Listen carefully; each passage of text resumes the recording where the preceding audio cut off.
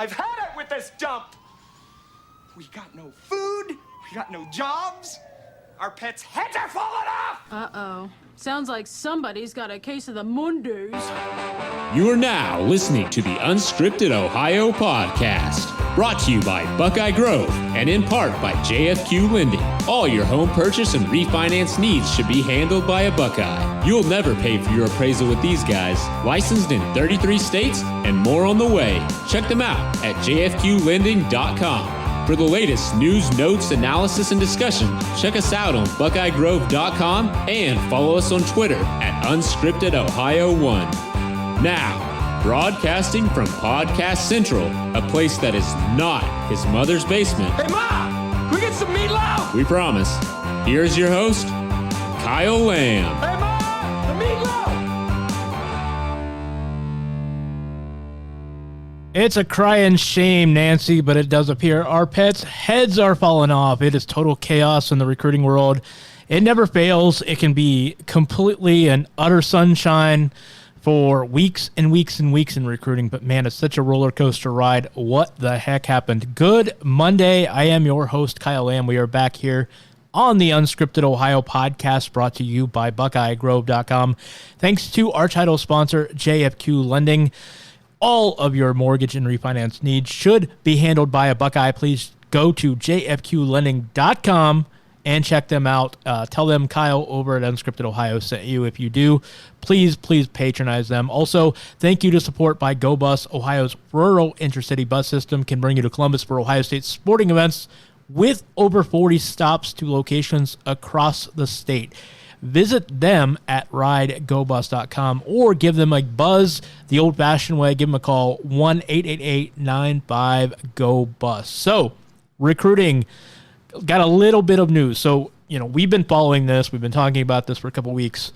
It looked as though Jalen Knighton and Bijan Robinson were both going to be joining the Ohio State class. Of course, there have been 7 verbal commitments to Ohio State in the month of July, which is just insane. There was a chance of 8. Bijan Robinson actually was not going to be number 9 because Robinson is set to announce next Friday, August 2nd. So it was probably going to be 8 commitments in the month of July, with Jalen Knighton being the 8th on July 30th. But it doesn't appear that's going to happen on Tuesday. It now looks like he's going to wind up at Florida State. And Robinson, who has been trending to Ohio State now for a month, looks like he may not be part of the Ohio State class, whether it's Texas or Arizona or USC or whatever. Still not sure. Right now, things are not looking good. So here's the deal for the podcast today. So going to be bringing in Mark here in just a second. Mark Gibler of BuckeyeGrove.com, recruiting analyst extraordinaire. If you're not following him on Twitter, please do so at Mark Gibler. That's Mark with a C. Mark Gibler BG, as in Buckeye Grove. Check him out on Twitter. And, of course, hopefully you're subscribing to Buckeye Grove already for his work.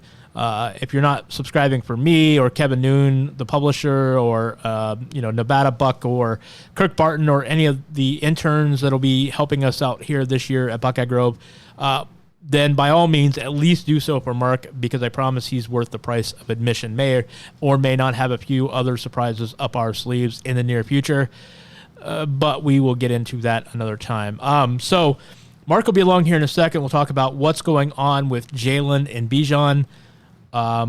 Is all hope lost? Mark says maybe not. Maybe not so fast, my friends. We'll get into that. And in that vein, by the way, so something I'm going to talk about here later in the show, I kind of want to get into why this isn't as big of a deal as people are making it out. And I'm not trying to be one of those people that says, well, Ohio State didn't really want him. He's not that big of a deal. No, Robinson is a really good player. I think he, as far as running backs are concerned, look, I think he's legitimate, one of the top 3 or 4 backs in the country. That's not the point I'm trying to make in this show. But what I am going to get into is I'm going to tell you why I don't think you should lose much sleep over this, especially at this position, because if there's one position that you can lose, you can afford to lose a player of Robinson's caliber, it's running back. Tony Girdman of the Ozone pointed out on Sunday a really interesting statistic or anecdote in that Ohio State has not landed a consensus 5-star running back since 2016. That's 13 years, okay? Beanie Wells was the last time that they landed a consensus 5-star back. Now, that's not to say they haven't had great backs. You know, Carlos Hyde was a really good back for Ohio State. Obviously, Ezekiel Elliott, who was not a top 10 back by consensus ratings, did turn out to be probably the best running back in his class. So it's not that they haven't had great running backs. They've had guys, Eddie George was another guy. Eddie George was an unheralded 3-star back out of Virginia's Fork Union Academy, and he came in. Remember his freshman year, he had fumbleitis. He fumbled the ball all the time. He fumbled 3 times in one game when he was just a freshman or sophomore. He was not a heralded back, but he wound up being one of the best running backs of all time at Ohio State. Same for Ezekiel Elliott, who was a little bit more heralded. I mean, Elliott wasn't exactly a 3-star, but he wasn't a 5-star either. So, it's not to say that Ohio State hasn't had great backs, but as Tony points out, they have not had a consensus 5-star recruit sign with them in 13 years. In those 13 years, by the way, Ohio State has still managed to win 148 games. I'm looking at this now. I should have been prepared for this, but it's 148 games. And in that same time, Alabama is the only school that has won more games than Ohio State with 152. The next closest, Boise State with 144, Oklahoma 139, and Clemson 136. So this just goes to show that you don't have to bring in 5-star running backs to be really successful, and that's a point that I'm going to hit on here later in the show.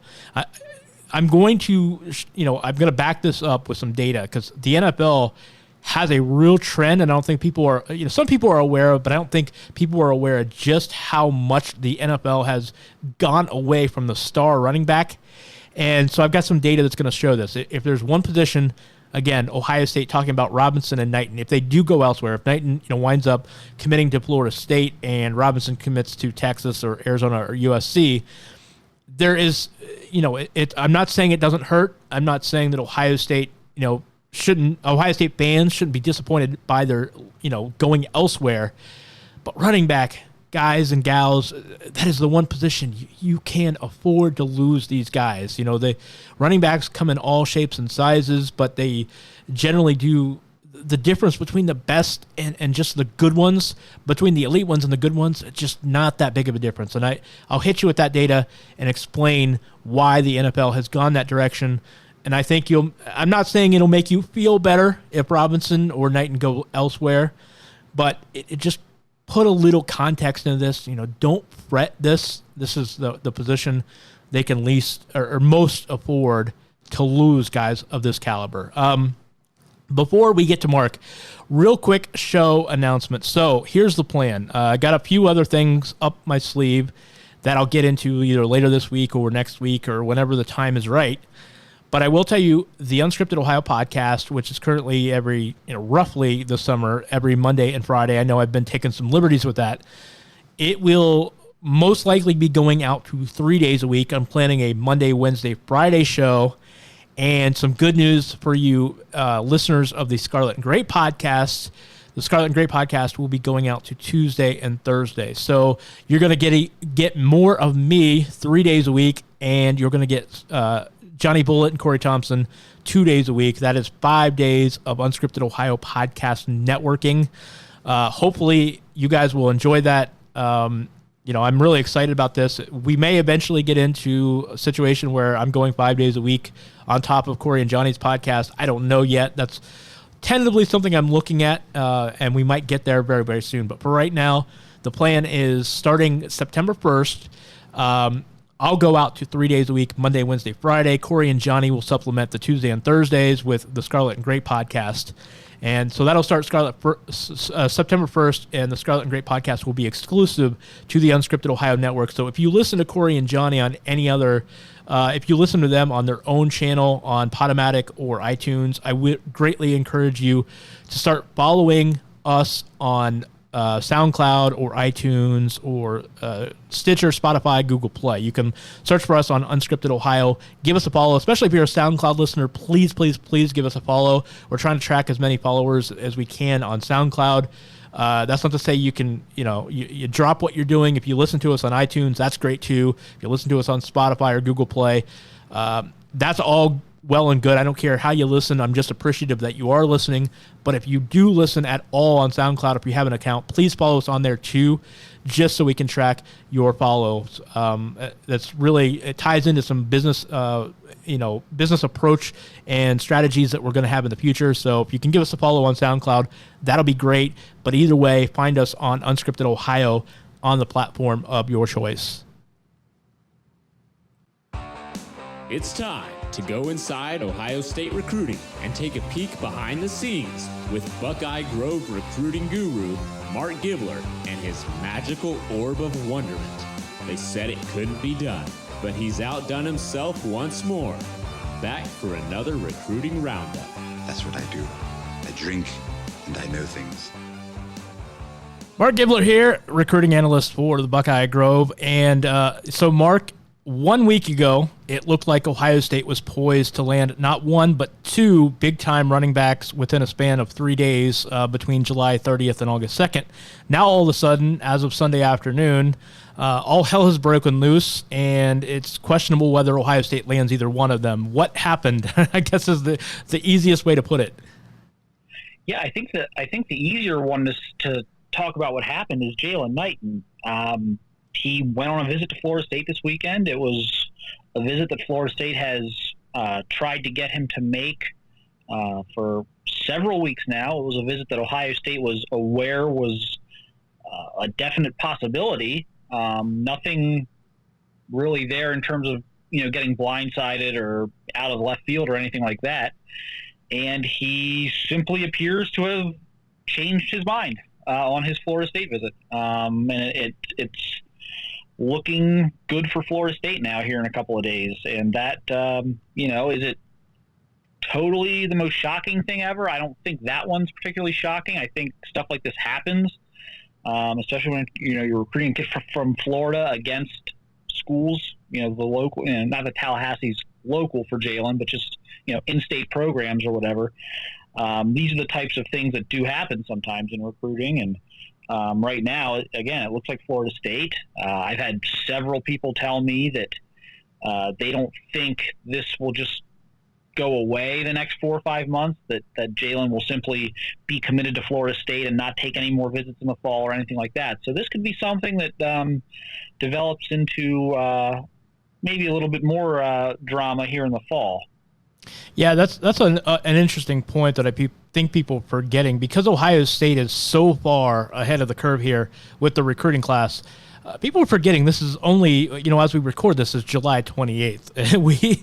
We still have another 5 months to go before a signing period. So whatever happens with these commitments, you always kind of have to take them with a grain of salt, because you never know how many of these are final and how many are, still up for grabs. Even if Knighton were to go through next week on a commitment to Florida State, who knows if that's really going to stick. And if he commits to Ohio State, yeah, that if he, Florida State and Miami and a couple other schools that are still recruiting him. I mean, nothing's going to change there unless schools stop recruiting him. It's going to be work for whoever gets him. As long as those other schools continue to recruit him, it's going to be work for whoever gets him on Tuesday, I think. So you explained in the Skull session on Buckeye Grove on Sunday afternoon that as far as Bijan Robinson is concerned, Ohio State has felt, for the past month that they were dealing with some distance issues with the family, but they felt that, they were good to go on that, and everybody was, on board, and he was likely to commit to Ohio State on August 2nd.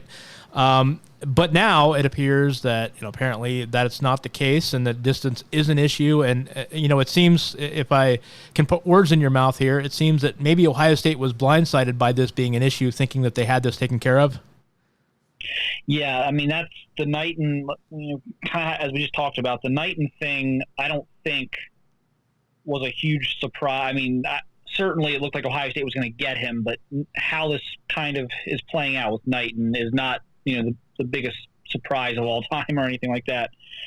The Robinson thing, someone put it to me, totally out of left field is the comment I got from a really dialed in person with the Ohio State program, and totally out of left field. before we, if we kind of rewind the clock back to June, before I even put in my pick for Ohio State on Robinson, I probably drove 5 or 6 different people nuts about this. I was just grilling people. What about the grandparents? What about mom? What about, because I knew that in Bijan's mind that Ohio State was leading at that point. And it was simply, for me, was, okay, that's great. But, there's been a big thing about, the family being very tight, it's a small kind of circle, very small family circle there, but they're all very close. And this whole time it's been, okay, not that, Austin and LA are right around the corner, but it's just a little easier to get to those places from Tucson. And this whole time, I mean, that was the thing. And it was assured to me by people in Robinson's camp, people at Ohio State's camp, that this was good, that everyone was good. The visit cleared up the issues or the concerns, the questions that anyone would have had, and that everyone was cool with whatever, Bijan was going to do. And if that was Ohio State, that no one was going to put up a fight about it. And it doesn't sound like that's happening now that it's crunch time. Now, so I thought it was interesting. So the tone I got, from reading what you had to post in the Skull session and a little bit we chatted, it seems like Ohio State, obviously they know this is a problem. They know this is an issue. This is an uphill climb here before, August 2nd or beyond. If this extends well beyond the August 2nd decision date. But in your mind, Ohio State doesn't think that this is necessarily over, right? You get the impression that, there's still a fighting chance, and yeah, there are obstacles here, but maybe it's like, let's slow down on assuming that he's not going to Ohio State. Yeah, I would definitely say as of this Sunday late afternoon that in talking to a couple different people on the Ohio State end of things, and who knows, maybe I even kind of posted this in a follow-up, who knows? Is there too much shock with Robinson right now that some people around Ohio State maybe aren't thinking clearly in terms of being able to rationalize how this could be not done, whereas this wasn't as shocking with Knighton, and so maybe that's playing into this. It could certainly be playing into the information I'm getting, but there was no question that confidence was actually lower with Knighton right now than Robinson. That's interesting. Yeah, I think, and that would be probably given the way maybe it's just because maybe the opposite is happening with the general public out there in Buckeye Nation, people reacting to this. Right. You would think it's the other way around. Everybody's like, oh no, Robinson's gone. But that could be due to shock as well. Who knows? Right. And that's kind of the $1 million question right now is like, okay, 24 hours ago, if you're Ohio State, 24 hours ago, you were getting Bijan Robinson. Like, that was happening. And there were no visits for him to take. There were all the hurdles you thought you had to clear. You thought you cleared them last month. And you just, everything was good. And with Knighton, you kind of knew the whole way, yeah, it looks really good, but there's this possible Florida State visit coming at the end of the month. And who knows, South Florida kid visiting Florida State, right for his decision, could get a little hairy. So how much of that is playing into it, where the Robins, I think they're far more surprised at where they are today with Robinson than where they are today with Knighton. And so is that playing into why the confidence is lower in Knighton? That could be very possible, where it's kind of hard to, maybe if it's hard to accept the reality that this is happening with Robinson, maybe. So that's certainly something I've got to try and sift through here the next day or two. But there are general tones and signs I get when Ohio State understands that a recruiting battle is lost and it's over and it can't possibly turn back, and it just hasn't got to that stage of grief yet with Robinson. I got to pat you on the back a little bit, Mark, because I remember, in dealing with the Knighton situation, I remember you saying, even when things started trending positively for Ohio State with Knighton, I remember you saying, yeah, I'm not ready to issue that Futurecast just because it's I'm hearing great things on it, but there's just, there's a part of me that's I got to wait and see here. I got to hear more before I'm ready to go that next step. And although you did, and things were really good for Ohio State, I know you had a lot of trepidation about the Florida State stuff all along.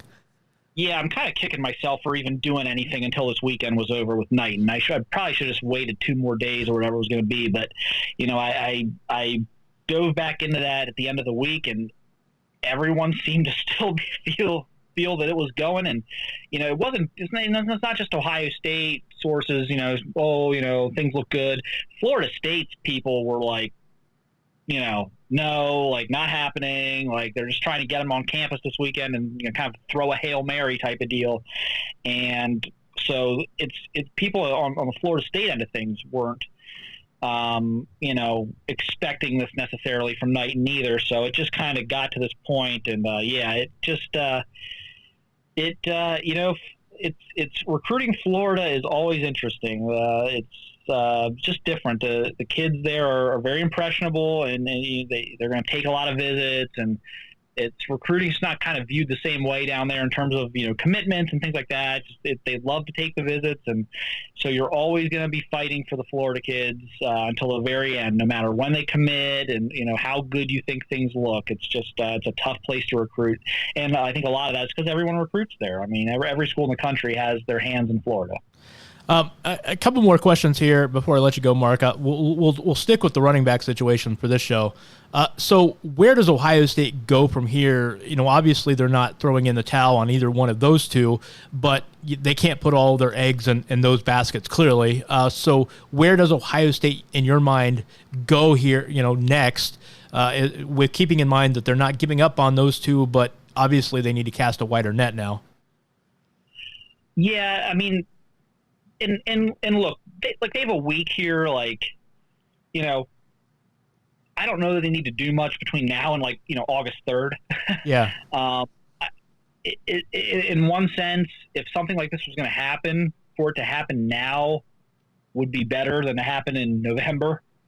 So I think you really just kind of focus on what you can do with these two guys now. Is there any chance with Knighton to flip that back once he gets home, and the visit wears off, and you can, he's been very impressionable. I mean, he kind of did the same thing with Ohio State that we're doing now. We're seeing now with Florida State, where it was like, well, are they really leading for Knighton coming into the Ohio State visit? And then, oh yeah, they're definitely leading for Knighton coming out of it. So, visits have changed his mind a few times. But, to not dodge to answer your question, the one guy that they have consistently communicated with, even during this period where it looked like they kind of had things wrapped up, was E.J. Smith out of Dallas Jesuit, who was, of course, Emmitt Smith's son. They have kept up communication there pretty consistently. So he's kind of been a guy that they like, and they've continued to recruit no matter how good it may have looked with someone else. So I think that's the first place you look, and I think he's attainable. I mean, Stanford and Florida are there, which, will present some challenges. I mean, anytime Stanford's involved, you have to take that very seriously just because of the academic stuff.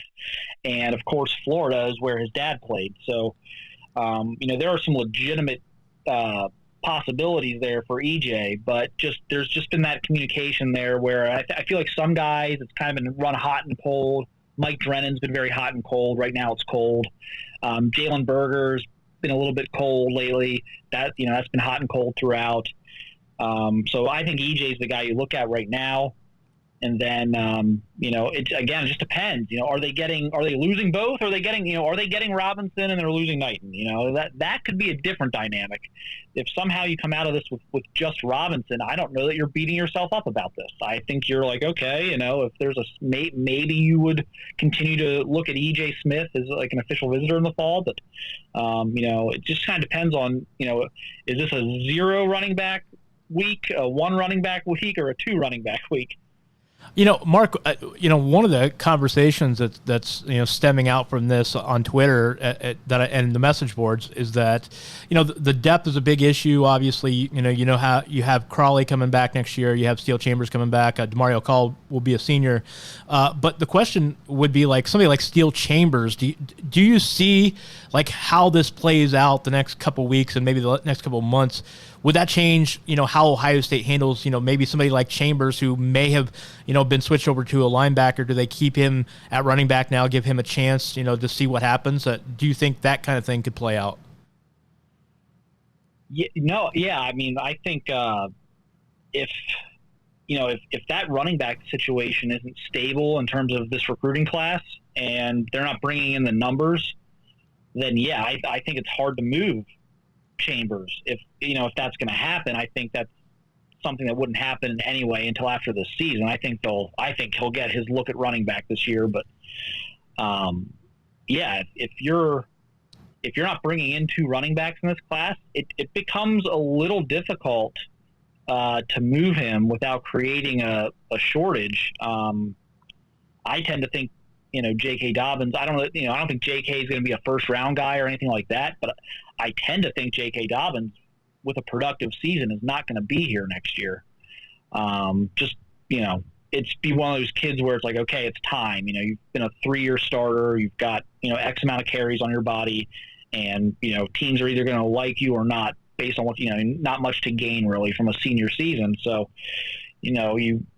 you start to look at the numbers situation and what you have coming back and everything else, and it would be hard to take a body out of that running back room, in my opinion, unless you got 2 coming in. Just so I'm not off my rocker here, I feel like Marcus Crowley is being completely undersold. Like there seems to be a knee-jerk reaction, and maybe it's just frustration in the moment, and I get that. But, Ohio State's not lacking in talent with the guys that they have on the roster there. And I feel like, Crowley, for all, you and I talked back in November how this guy looked and your first impressions of him and how he looked on tape. And then, he had, I thought, a really impressive spring game. I just feel like that, people are forgetting these guys. Yeah, they may not be the consensus 5-star guys, but they're not chump change. No, I'm a huge Marcus Crowley fan. Look, both of these things can be true. You can think like losing Robinson would be a really tough blow, and also think that Marcus Crowley is really good. I don't know why people can't level those two thoughts. They're not intertwined, and it's not being a homer to say that Marcus Crowley has a chance to be really good. I think he's got a chance to be fantastic, and I'm on record of that for almost going back to when I saw him play last year. And so I think he's really good. I think whoever came in, whether it's Robinson or Milton or whoever it might be, you're going to have a hard time beating out a guy like Marcus Crowley who's been on campus. So I think, again, it's possible to kind of feel both ways about all this. I don't know why. It seems like people are going to run to their corners and be like, well, this isn't a big deal. They have Crowley, or this is the worst thing ever, and Crowley can't possibly be good because Ohio State recruited him for a couple of weeks. But I think both things can be true. I think it can be a really tough blow given how they've prioritized Bijan Robinson, but I also think that it's a running back. They've got some running backs. One player will never make or break the program, and especially not a running back. I was going to say, if there's one position where you can afford this kind of a loss, it's in recruiting. It's running back. It's probably the least important. I'm not saying it's not important, but it's probably the least important position on the field. It's also this is I guess what's hard to explain, because there's always people who think there's like so many 5-star running backs every year. I'm like, the reason people think that is because if you look at like every position on the football field, the most commonly occurring type of athlete that occurs in nature is the running back. Is the 5'9" to 5'11", 6 foot tall, 185 to 200 pound human that can run. Those are not hard to find. It is really hard to find a left tackle. It is really hard. How many Paris Johnsons are walking around? There are a lot of guys, of J.K. Dobbins or Marcus Crowley's stature running around out there.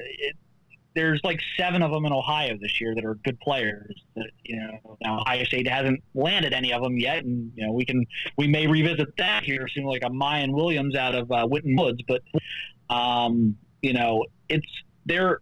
You can find running backs. My God, how many does Wisconsin find? They just find them. So it is it is possible they can still salvage a running back class. I'm not throwing in the towel on Robinson yet, and we'll just see what happens. Mark Gibler, you can catch him on BuckeyeGrove.com. Catch his work. Skull Session was tremendous as usual. And, of course, Mark, you and Kevin have that new Rapid Reaction show after commitments. Hopefully, Ohio State fans are hoping that you'll have one or two of those next week despite all of the turbulence today. But we'll see how that goes. But I think we'll have one or two of them, maybe no matter what. Yeah, we may need to have a group. We may need to have a rapid therapy session. But if things go sideways. Mark Gibler, everybody. Thanks, Mark. We'll catch you again soon. Yep. Thanks. Stretch runtime here at Unscripted Ohio. Kick up your feet as we cross the finish line with the Buckeye Beat, the latest in Ohio State news and notes. Kick the tires and light the fires, Big Daddy. Before I wrap up the Unscripted Ohio podcast today, I want to talk about two things here for a few minutes. The first of which, as I mentioned, I teased earlier, I'm going to get into why the running back situation is not as dire as it seems. The second of which, there is some good news with Ohio State women's basketball as they pick up yet another 5-star recruit. Kevin McGuff is getting a second lease on life. He's really got interjected a lot of talent. He's relied on a few foreign-born recruits that come from Europe, and then a couple of really good players here locally in Columbus, in the Columbus area, as well as the state of Ohio, and then going to New York City and get a couple really good players out of New York as well. So McGuff, I know people were a little disappointed, a little jaded by the way the Kelsey Mitchell years ended, which, by the way, look, they were a bit of a disappointment, and then they underachieved just a little bit. But at the end of the day, they still won, over 25 games 3 years straight. They got to a couple Sweet 16s. It's not like they didn't accomplish anything, but I'll talk about that here in just a second. So let me go back here before I get to that. So the NFL is giving you a really good template to pay attention to why running backs don't matter as much. I don't want to say they don't matter at all. You still need a really good running game. You need to control the line of scrimmage, but they're finding out, the NFL has found out that they should invest fewer resources into running backs because they're just not that important. If you have a really good offensive line and a decent running back, you can be really, really good. The difference between an average running back and a great running back is very, very minimal, and that's why you see teams invest a lot of resources. Now, let me preface this point by saying this. College football is not like the NFL in that you don't have a salary cap, you don't have a draft, so you don't have to invest resources in certain places, okay? If you're Ohio State, you can go out and you can pluck, theoretically, the best player at every position, and it doesn't matter. If you are the Pittsburgh Steelers, for instance, you have a draft, and you can only take the players that are available to you, and then you also have a salary cap, and you can only sign players within accordance of the salary cap rules. So it's not necessarily an apples to oranges comparison, but the premise is the same, okay? NFL teams have found that the running back in football just isn't worth investing the resources. And I have data to back this up. So I looked at this, okay? This decade, from 2011 to 2019, okay, the start of the decade actually starts with year one, which is the whole millennium discussion in 2000, redone. We won't get into that, but from 2011 to 2019, okay, the past 9 seasons in the NFL draft, there have been 13 running backs taken in the first round of the NFL draft, a total of 24 in the second round, 27 in round number 3. That's 64 total taken in 9 years in the first 3 rounds of the NFL draft, okay? Now, by contrast, this is how much the draft has changed, what teams are looking for and how much they are really not putting an emphasis on looking for running backs. From 1991 through 1999, and keep in mind, okay, for most of these years, there were between 3 to 5 teams fewer in the draft. So this is really interesting data here because, a lot fewer players were picked overall. You had, in the first round of the NFL draft from 1991 to 99, there were 27 running backs taken in the first round compared to 13 in the last 9 years. 32 taken in the second round compared to 24 the last 9 years, 42 taken in the third compared to 27 in the last 9 years. That's a total of 101 running backs taken in the first 3 rounds of the NFL draft from 91 and 99, as opposed to 64 taken in the last 9 years. So 27 first-round picks taken in those 9 years. 20 years later, only 13 taken. So the NFL has learned through empirical data, through analysis, that running backs just aren't worth investing resources over.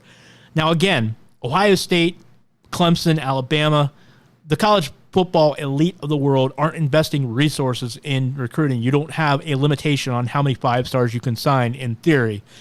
So from that standpoint, it's not really a big deal because Ohio State doesn't have to, try to determine where their resources are going in recruiting.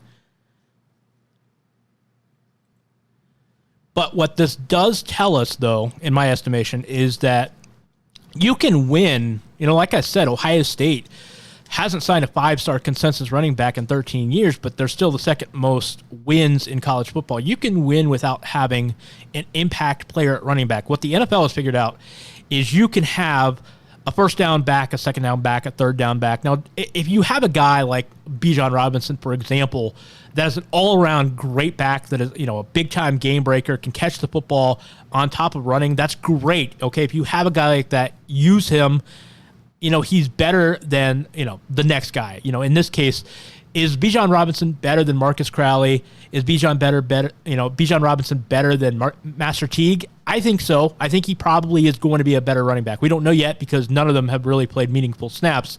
But most likely, yes, Robinson is probably going to be a better player. If Ohio State can get a Bijan Robinson, a 5-star running back, that's great.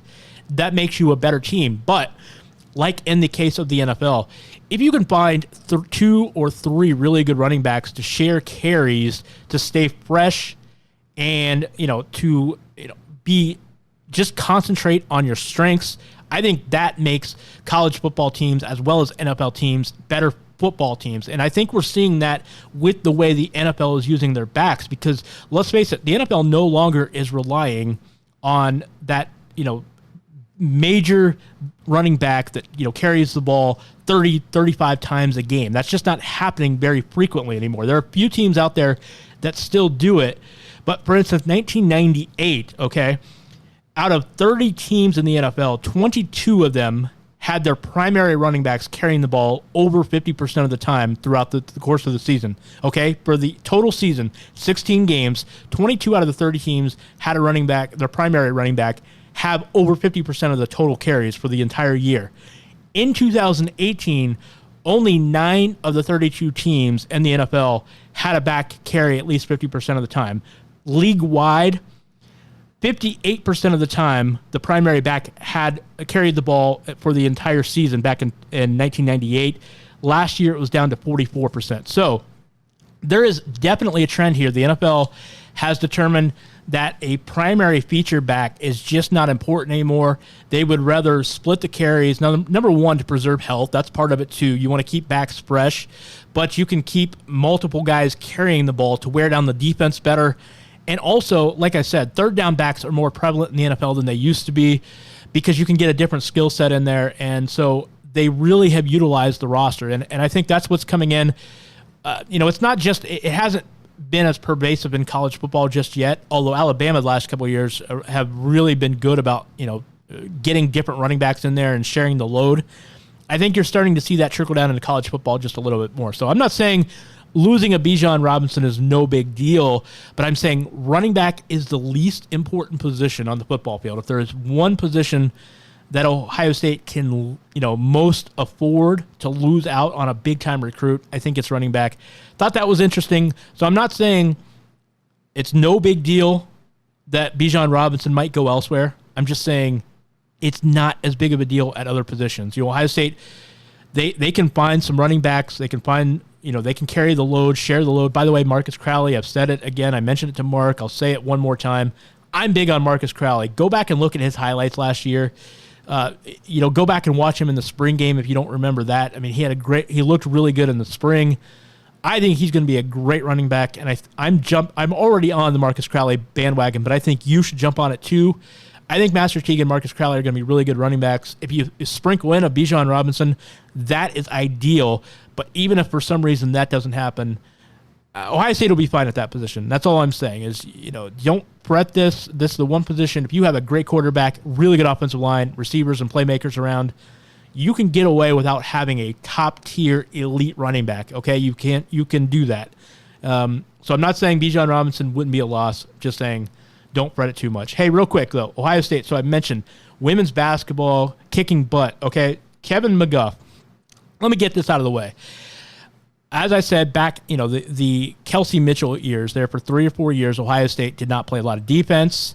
They were sloppy, turned it over a little too much. They weren't real disciplined. It wasn't always the most aesthetically pleasing basketball, which is interesting because they were up-tempo, and that can be fun, but they were a little too careless with the ball, a little too reckless.